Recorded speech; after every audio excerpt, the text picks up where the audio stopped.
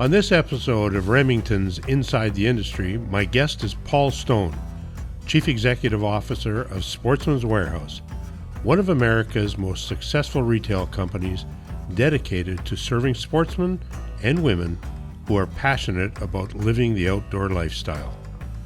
To say Paul's background in the retail world is diverse is an understatement, and his dedication to the outdoor industry and to understanding and delivering what makes a great retail experience is one of the primary reasons Sportsman's Warehouse continues to grow as a leader in the outdoor retail industry.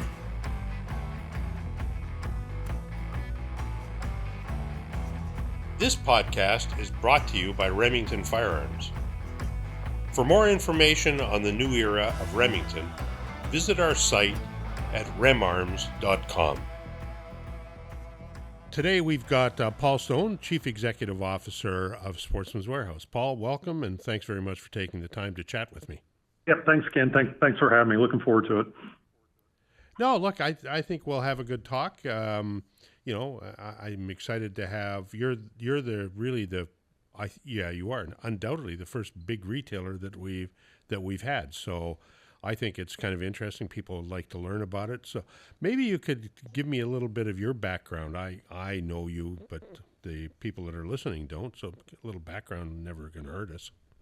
No, it's an interesting story. I started in retail at a very young age. I fell in love with it, but I grew up in a small town in West Virginia. Had an opportunity to go start pushing carts for an organization when I was 15 years old on a state work program that allowed me to do that early. And, within a year or two of pushing carts, they said to me that, hey, some guy's coming out to buy this wholesale club that you're at. And his name's Sam Walton, and he's going to buy 13 of these wholesale clubs. And I'm a kid in high school. I have no idea who Sam Walton was, and what was happening there.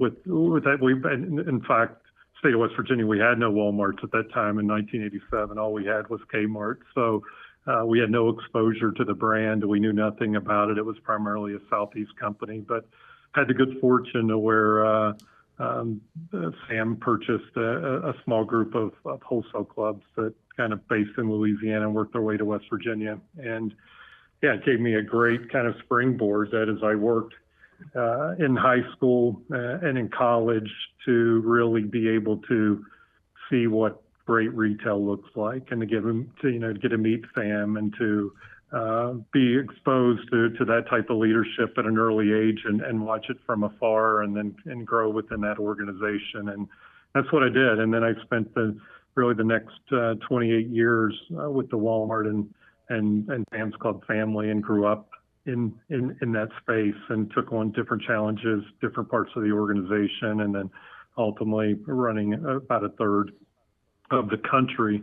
And it was all through kind of hard work, equity, taking sweat equity, and being able to take on the additional responsibility. And then I came a point in my career where I had another opportunity that came along, and had a peer that I'd worked with prior at Sam's Club that had moved over to Cabela's and had asked me if I'd be interested in coming in and running the retail operation for Cabela's. And I never thought I would leave Walmart. It's, like I said, I started when I was 15. I had no intention of ever leaving, but I got put in a situation where I started talking about it, that I had this individual, Tommy Milner, call me. And, as I was really on the line with, do I make this move? What does it look like? And Tommy called and said, hey, you can continue to be, spoke in the world's largest will, or, Paul, you'll have the opportunity at the steering wheel here. And I'd really never had that pointed of a conversation where someone really just put it on the line. And it really helped me to get over the edge and over some of the anxiety of moving on from the only thing I'd ever done in my life. So took the leap, went to Cabela's, and fell in love with it. Absolutely. The outdoor industry was just incredible. And the people that work in it, the people that serve it, the people that work in the stores, and most importantly, the customers. It's just like no other. When you work in an everyday low cost, and then you get to go to a business where people are passionate about what they do, people are involved with their family and what they do. It's just a different environment in itself. And at that point, we were in a position, and then the Bass Pro acquisition happened, and I didn't see myself staying, and wanted the opportunity to be able to continue to grow and learn. And then I accepted and went on to Hertz. Spent 6 years at Hertz. But really loved it. Got into a different industry. Had a global responsibility for the company. Helped them through some tough and difficult times. And I never thought I would get an opportunity. And then as this position came open last year, someone reached out to me, and I'm like, wow, the thing I truly love those 2 years at Cabela's. There's a position within that space to be able to come in and lead an organization. So super stoked to get that opportunity, and really excited to be here with the team at Sportsman and what we're building, Ken. Well, look, you mentioned a couple of names that I know. Sam Walton, I had the pleasure of meeting him once or twice, and he was a pretty remarkable guy, but really a down-to-earth sort of guy, too. I know being at Walmart and in the rooms with the buyers, and all of a sudden Sam pops in and just to say hi and make sure everything is good, and sticks his nose in and leaves. And I thought he was just an unbelievably cool guy. I really liked him. And to have built this organization is tremendous. Yeah, it's pretty neat. My first time meeting him, I was in high school, and really the guy, a store manager that kind of took me under his wing there in West Virginia, Jim Miller, he called for all the kids in high school to come to a store meeting, and Sam and Helen was on their way camping, literally driving, a station wagon from Arkansas up to Maine. And at that point, I think, or closely after, was the richest man in the world. I was driving a station wagon with Miss Helen and kind of making the rounds. And, the store manager called and said, hey, I want our kids out of high school, the workforce, to be able to come and be for this all hands meeting in the break room. And I remember we got in a little late. We got permission to get in, and he'd already started. And, Sam was there with Helen. Helen literally went back to the cooler and had bologna and bread, and was making sandwiches for everybody. And Sam was down on one knee, like you see in these iconic pictures, and talking to the team and getting feedback. And I remember going, wow, this guy has got his baseball cap on, his tie, and has his wife there making sandwiches for the team. And it was just everything you read about him and how humble and down to earth he was. It's true. There wasn't a more inspiring individual to me, to how he took care of people, how he cared about people. But to your point, Ken, it's just a truly knowledgeable human being, but just a true great human being as well. And it was really cool to get to see that at an early age as a kid, and then to be inspired to say, hey, I'd love to be able opportunity to be able to continue to grow with this organization. But yeah, it didn't mean to cut you off there, Ken. No, not at all. You didn't. And the other thing, though, is I think that having grown up in that environment, I think many people have had something similar, maybe not with Sam, but with others. I think it really gives you a perspective on the way you would like to have treat people. That's the way Sam inspired his own staff to treat their customers. It leaves, I'm sure, something in your mind that says that's how I'm going to treat and want our staff to treat customers. Yeah, it's I walked many stores with him, and it was just remarkable. Where he would pick up a PA and announce that, hey, I'm Sam Walton, and I'm in the store, but I want to walk around and talk to you, and find out what we're doing right, what we need to do better. And, as a young leader, you're watching that, and, you go through day-to-day tasks and running a business, but his focus on the consumer, it's really what differentiated Walmart as you think about the other retailers in the day, to to move them at the rate that they moved was just that. I mean, the tenacity around listening to the customer and giving great service. And it's just, he had that, and, he kind of walked the talk, and you got to see it, and it really inspired, I think, a true group of individuals and leaders within an organization that watched that happen, and just to keep them close to the customer. But yeah, it does. I mean, it doesn't go a day where I don't think of the early days of Walmart, of how good they handled and worked with the consumer. And but it motivates me as well as I think about our business and how we need to be better as an organization of being able to serve our customer within our industry and to stay close to them. And so you're spot on. It's inspirational, but it's really part of all of what you should be doing as a great retailer.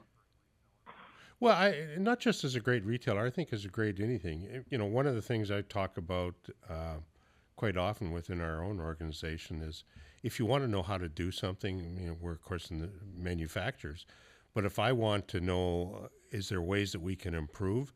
Well, I spend as much time on the shop floor as I can. I'll go up to the machines and ask somebody, can we do something better? How can we do it better?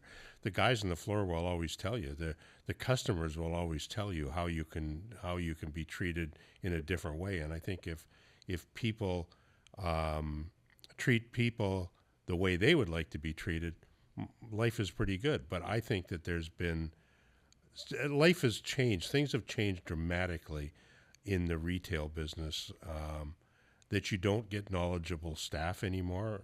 Often, I'm not talking about your organization, but in general, you don't get knowledgeable staff. You sometimes don't get any staff. You have to assume or guess yourself, what do I want to buy? What's this right for, etc. So, we'll come back to this a little bit, but I think that the big part of it is treat people the way you want to be treated. When somebody comes into your retail store, I would like to think that the path that you're on is teaching your staff, hey, treat these people the way you would like somebody to treat you. I think that's paramount, actually. Yeah, totally agree. And I think, as we, just here in the first 5 months with the organization, we've spent a lot of time in the stores. I think really, your best ideas are going to come from your individuals out there that are working with the customers every day on things that we can do to improve. What's our assortment look like? How regional are we? I mean, they're the experts. They know. They deal with it every single day. And I think that being visible as a leader, to be on the front lines, as you mentioned, but in our case, being in the stores and getting the feedback from the employees to be able to come back and to be able to make actionable change based on what they're seeing and what's happening, what the customer's telling them. But I think, the early on with the organization and being able to get out to the stores is probably the funnest part of the job too. And the most inspirational is when you hear the stories and you get the feedback and you get the passion from those employees. I think it just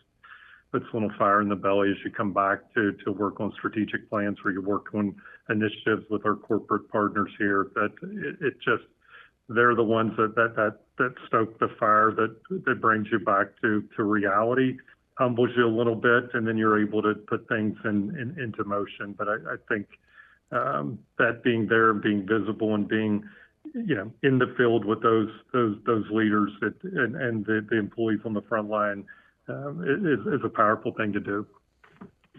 Well, I've been fortunate enough to spend my entire career in the outdoor sports industry, so I don't even know what it might be like to not be involved with something that you're passionate about. I spent most of my career in the ski industry. I was an avid skier, racer, coach, all those things, and then in the shooting sports industry. But to have a job, to be involved in an industry that you don't have that passion for, and I don't know how people have passion for, selling loaves of bread. I find it really difficult. So I could really feel for you when you say, you found a passion for the outdoor sports when you went to Cabela's, because you're dealing with everybody that is also passionate about it. And it just makes it so much easier. And I guess part of it is that passion, sometimes they can be a little over exuberant as well. Yeah, I think, to go back to the earlier point there, in everyday low cost, business where, you're thinking about it every day. You're, operationalizing things to be able to continue to pull costs out of a business. So then you can have a buying organization go back and to be able to continue to work price to where individuals are able to have a better cost on goods and you're able to sell it. And the difference you get with the industry and the, really the thing that's, just struck me with that initial time at Cabela's was just the passion that the individuals even buying the product. I mean, if they're out there buying a tree stand, they were spending a ton of time in a tree stand before they went back to be able to have the product developed and then put the name on it. And that was what I saw was just that different. The person that was fishing walleye in the Midwest, I mean, they were fishing and they were giving feedback and they were truly living it. So you got to see the passion all the way through, where you from the initial buy, how you construct the product, how it comes to life in retail, and then you get to follow that all the way through the customer journey of them being able to purchase it and interact with the customer, which, in mass retail, you just don't have that. I think love that starts in the beginning of the product and then works all the way through to, your outfitter being able to explain, what the right gear for the trip or the hunt that you're doing, what that looks like for an organization. So it's different, and I think that's where it was just kind of head over heels for me, seeing that and seeing the passion that those individuals have. And the same thing as you said, the customer itself was, it's always around something that's an event or something that's happening that there's going to be great pride in. And it's not transactional. It's a matter of fact of being able to come in to prepare yourself to take your grandkid on a bear hunt in Canada. And that's important. And you can see it in the, the grandfather's eye, and you can see it in the grandchild's eye as you get ready to outfit them to go on that trip, and just how important it is to them that it's exciting. So it's something that gives me energy, and it really, as you think about getting an opportunity to be in this industry, which is remarkable, and just have great people in it, that gives us an opportunity day in and day out to say, hey, we're part of something special here.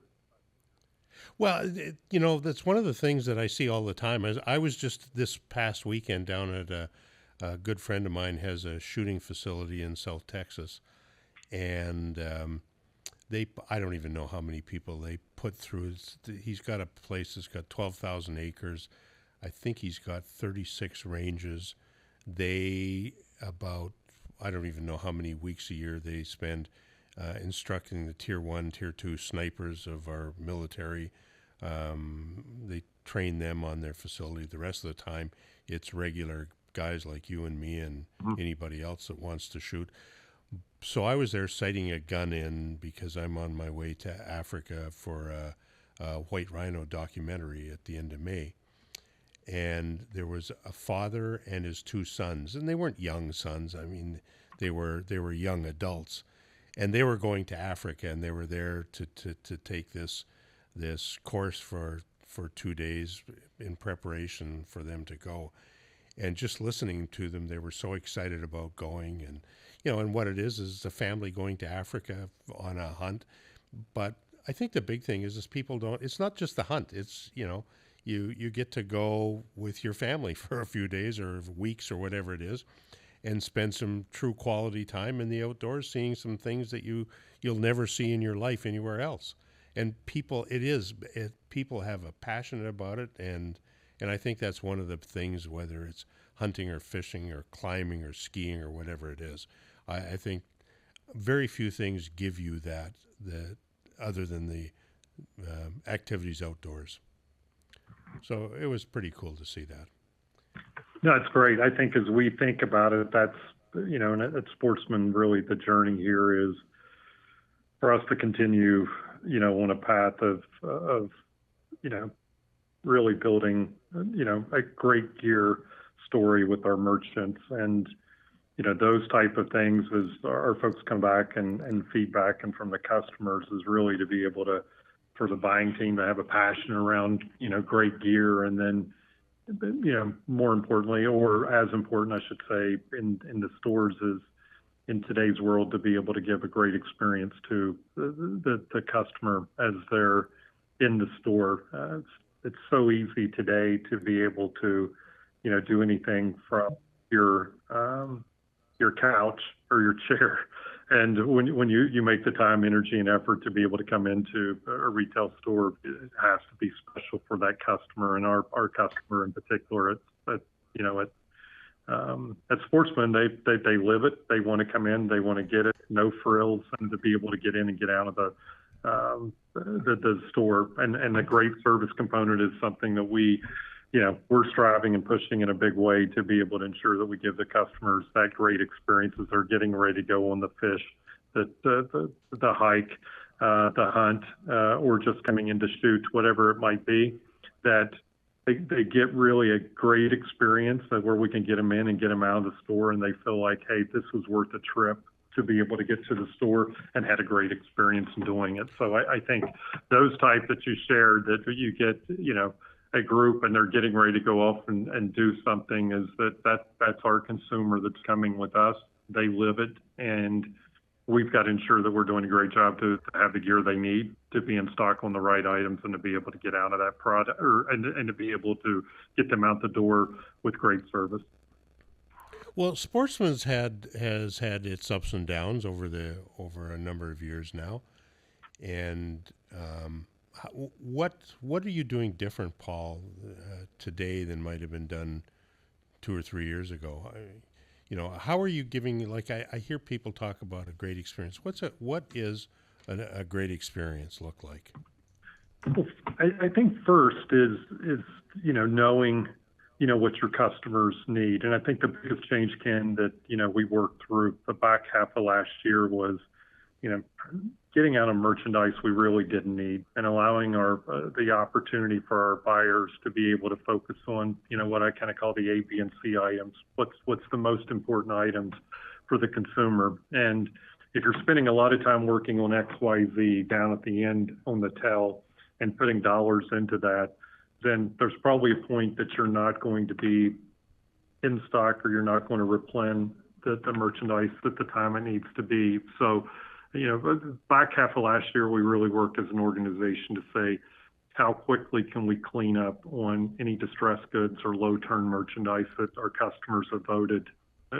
They might have voted for a couple of years in some cases to say this wasn't what they wanted. And you clean that up, you take your hit on those goods. And then this year it allows you, I think, as we look at our businesses, to be able to be open to buy and to be buying the right merchandise at the right time, at the right place for our customers. So that part of the journey is the cleanup and getting the right product in the right place at the right time. And then I think the other component is the beauty of retail is retailtainment, and to just go into a vanilla store and not feel like there's retailtainment, there's visual merchandising to be able to bring your eyes to where it needs to be from a merchandising standpoint. That had not been a muscle that Sportsman had, and we brought in a team of really good retailers and visual merchandisers to be able to help us with that journey to say, how do you bring basic products to life? How do you open up the stores to, when you come into it, that you can see really great merchandise versus it being buried in the back, or being buried in a side counter, or being, in the back rooms and not out for sale. So I think that the purge of the distressed goods, the better buy, getting right place, right time, and being regionally correct, and then us being able to bring the product to life in the stores. And I think what it's done, Ken, is, as we pulled back some of our supplier partners, it's allowed us to build even greater relationships with the partners that we do have, because it's important. This industry has great partner suppliers that we work with every day, and when you have to take some off the edges, pull back from your partner and suppliers, that you want to even be able to build a greater relationship with your existing go forward folks and to be more meaningful in the stores. But and the last thing I would share, and I think I shared it with you earlier, is that we've lost our way a little bit from a service standpoint, and we have to be better at ensuring that we have people that want to be there, just not someone in retail, but someone that truly loves the outdoors and can be able to engage with that customer and to be able to help them on that journey. If we're just in a position where we have people that aren't knowledgeable of the product or aren't able to talk to you about the product itself, it really defeats the purpose of having the labor in the stores. They have to be good at what they do. So been a real high engagement around as we build this back, that we build it back better with really good employees in the store that are really engaged about what they're doing. So I think that's really the product itself, getting out of it, better product to be able to buy and have open to buy as we go through. In particular, as we get the back half of the year, I'm excited about Hunt this year, and I'm excited about Veterans Day, where we've lacked being really what we need to be to that customer, the veteran, and then be able to get into the holiday season that we think where our eyes were on the ball and getting out of distressed merchandise last year. This year it'll be focused on the right merchandise at the right time and serving the customers the right way there. Well, from a manufacturing standpoint, I've always, I shouldn't say from a manufacturer, my personal belief is that, and I think you just reiterated it, but if it's from a different point of view, a retail point of view versus a manufacturing. To me, as a manufacturer, what we have to do is we have to have great quality product. We have to give our customers, which is you, great service. Means we deliver on time and we do all the right things. And we have to be innovative. So to me, you're basically doing exactly the same thing, although your innovation is how do you treat customers in the stores? How do you give them a better experience versus mine is coming out with a product that maybe is new and different and exciting. But I think you're doing exactly the same thing as we're trying to do. At least that's what I heard. Yeah, no doubt. And I think as we think of great partners, Remington clearly being one of those great partners that we have, Ken. And I think the legacy and kind of of what that brand means, what it means to our consumer is important to us. And as you build those partnerships and you strengthen the relationships you have with your supplier community, that I think you get on that same wavelength of how you're thinking, how you need to operate in store, how you bring it to life, and how you tell the story around that product itself to allow the employees to give a greater experience to the customer. So as I think of that, I said it really starts with how we're able to get the right gear. We're highly dependent upon partners like Remington to ensure that we do have the right gear at the right place at the right time to be able to serve the customers and to be able to give just kind of that over the top of great experience that we're looking to have. Well, Paul, try to be a little patient with us. You know that we're building a new building, and we're not going to get into it until fall. But we will get there, and we might be a little bit slow this year in some aspects, but we'll get there, and we'll be a good partner. I can promise you that. You did say something that well, I think there's a couple of things here that is kind of interesting. I told you this when we met in Las Vegas and then when we had dinner in Salt Lake, that one of the things I think there's a tremendous opportunity, it's my feeling, for Sportsman's Warehouse, because I think there's a bit of a void in the industry now. But the one interesting thing that you said is having a selection specific to an area, because what they'll buy in the West, for instance, for firearms, is completely different than the type of firearm that they might buy in the East, because in the East they're maybe walking into, if they're deer season, they're walking into a blind. Maybe they're not walking more than a couple of 100 yards into their blind, and they're probably not shooting any further than 60 or 70 yards. Whereas in the West, they might be hiking for 3 or 4 or 5 miles, and they may be shooting 300 to 500 yards. Completely different product that there is for that. And I see a lot of the big box retailers that have the same product selection in I don't care where it is, in Pittsburgh as they have in Salt Lake City. Yeah, it's a great point. And I think as we think of, we've got a lot of examples of that as I came into the organization that, elk bags and bear spray in Naples, Florida, we probably were not hitting the mark the way we needed to with regional merchandising. And, this is a Western centric, or has been, I should say, a Western centric company. Now, as you look at kind of our footprint, now we hit that East Coast, and we've been really hard in PA and work our way down through the Virginias, the Carolinas, and all the way to Naples, Florida.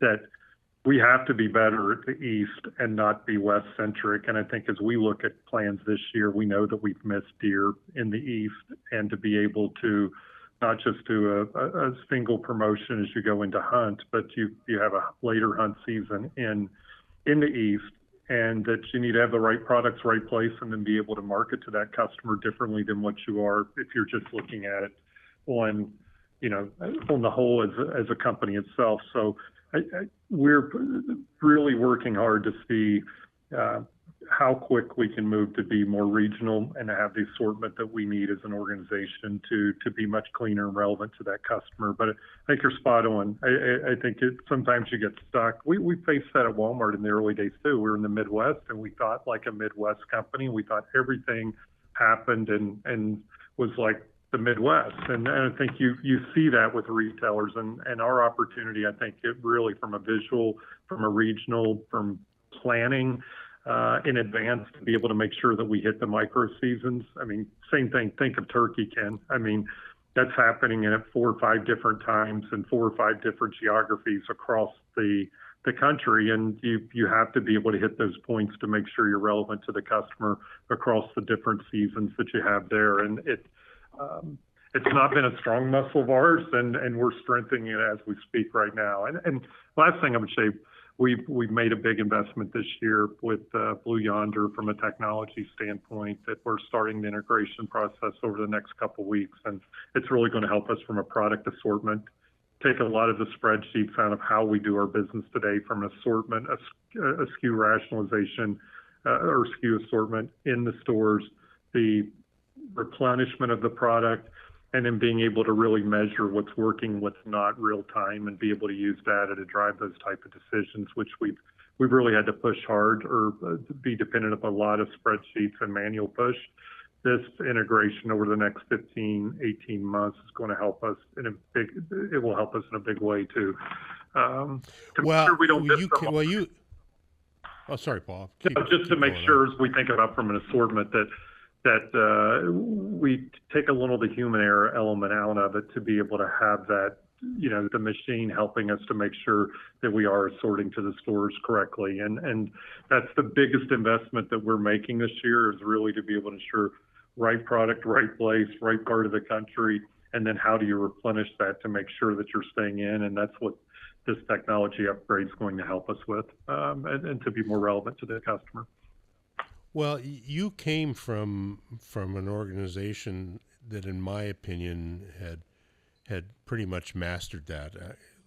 Doing business with Walmart for many years, they really grasped certainly the assortment. They grasped the replenishment, but they did something I thought that was really great too. That they didn't just look at the data. They also listen to like Remington reps or whoever it might be.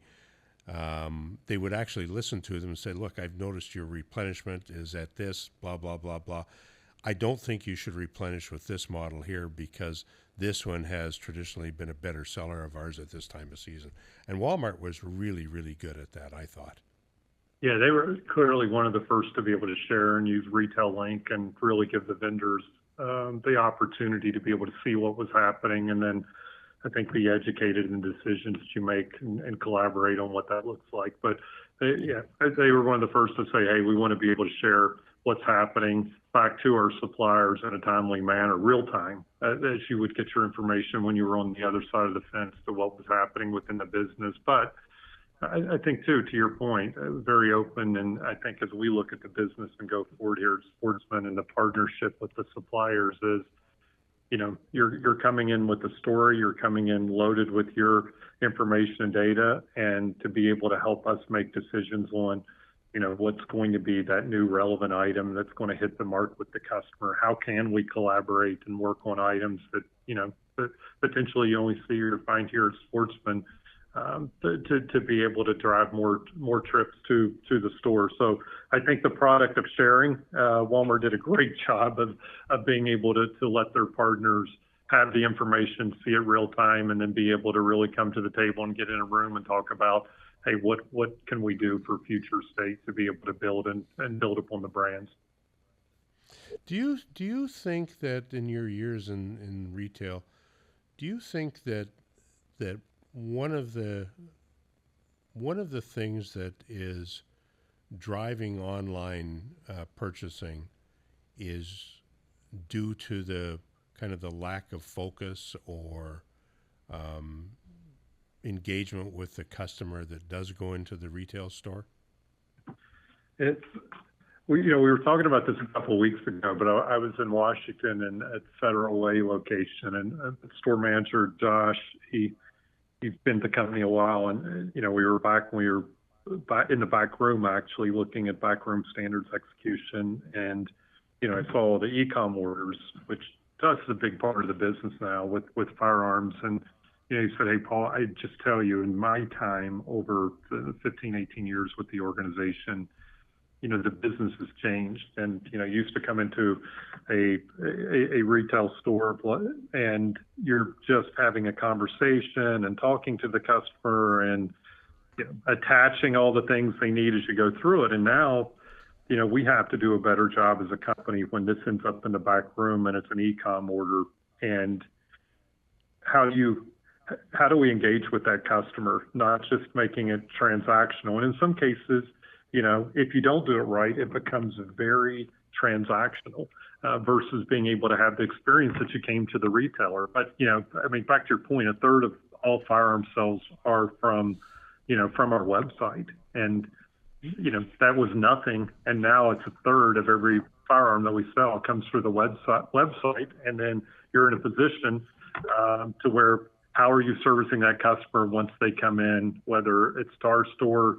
In some cases, they're going to FFL locations to be able to pick up if they're not meeting there. But I look at, Ken, you're spot on. We've got to be better as we have this transaction. We'll only see this continue to grow where people are purchasing online than coming into the store. We have the beauty in our industry, though, where, through this process, it's not coming to your house, and we still have an opportunity as a retailer to give a great experience and to be able to help you with that transaction versus it's showing up on your door the next day. But there is still that process and regulation that is going to require you to come to a location, and then we have to have the opportunity to be better at what we do. But it's interesting because to have someone that's on the ground telling you this is what it used to be like, this is what it looks like today, with a third of our firearms ending up in the back room and waiting on a customer to come in. How do we service that customer even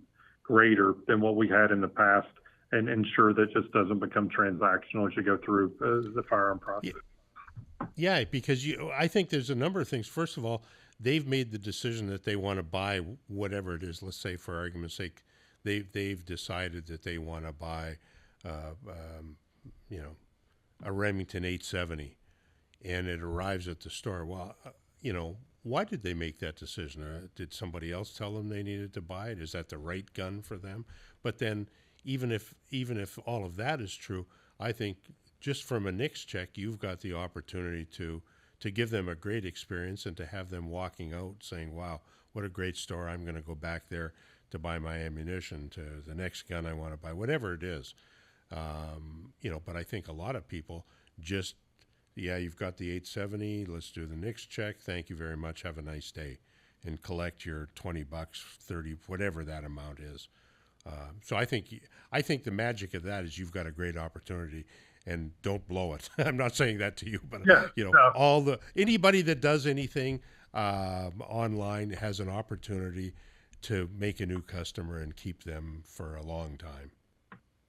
Yeah, you think about it. I mean, like even your car today, you don't even have to go to a dealer. I mean, you transact everything online. The thing shows up in your driveway. We're unique in the opportunity with our industry where we can still surprise and delight and to serve the customer better allows us to sell product better. I think if you serve first, you sell product better, and it's always been a philosophy of mine that anyone that you buy or engage with, that if they can serve that customer, it allows you to be able to sell. Once you build that trust and to understand the knowledge that the individual has, you're very willing to be able to purchase and to transact with that consumer if they're serving you first versus just being transactional. So that's the beauty of our industry. Another thing to love is that we are unique, that we have the opportunity to surprise and delight that customer with a great experience.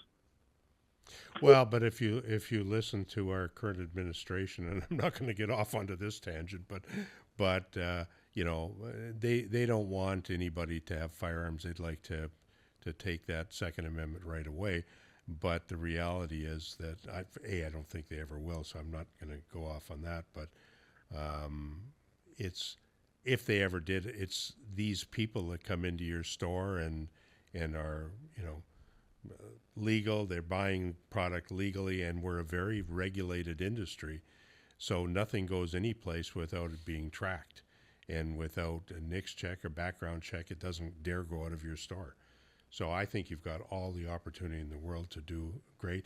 One of the things that I've found, and what in my entire career in the outdoor sports, people have such a passion for what they do. They really want to talk about it. So, if you've got people coming in just to pick up the 870 that they bought online, there's a tremendous opportunity to get that person talking. Once they're talking, you've done properly. You've got a customer for life.